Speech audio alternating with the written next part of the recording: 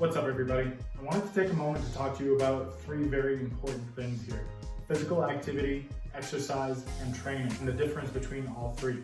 And the reason I think it's important to make that distinction is so that we don't get confused with the processes and goals of each of them. So first of all, physical activity, that's pretty much any activity that you do for its own sake, for enjoyment. So think like walking, hiking, playing. It doesn't have any set parameters, so you don't have to monitor your heart rate, your rest times, sets, reps, anything like that. You just do it because it's fun. Next is exercise. Its structure is a little bit more specific, a little bit more strict, and there are usually set parameters for what we're trying to do. That plan can be as simple as I'm just going to show up and for 60 minutes move around, get my heart rate up, and try to keep it there for the whole time. Or it can be a little bit more complicated and say, on this day I'm going to hit this muscle group and that muscle group. On that day I'm going to do a little bit more active recovery stuff, so on and so forth. Last but not least is training.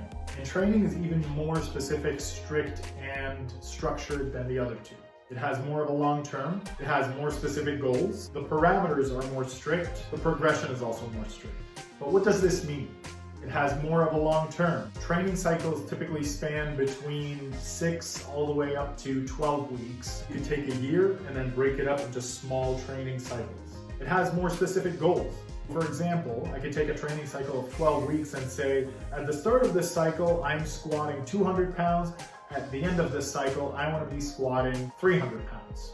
The parameters are more strict. You can't just show up and be like, what do I feel like doing today? A little bit of leg press, a little bit of chest press, and then go about your day. You have to follow parameters that will be conducive to the goal that you're trying to accomplish. So in my example of the squats, you have to follow parameters that are going to allow you to bring your squat up from 200 pounds to 300 pounds. Finally, the progression is more strict. So if I create a training cycle for 12 weeks and say, for my squat, I'm going to go up X number of pounds or X number of reps every week, then that's what I'm sticking to. You can't just show up one day and be like, I feel really good, so I'm gonna add this much. Or show up on a different day and say, I feel really bad, I'm gonna go down by that much.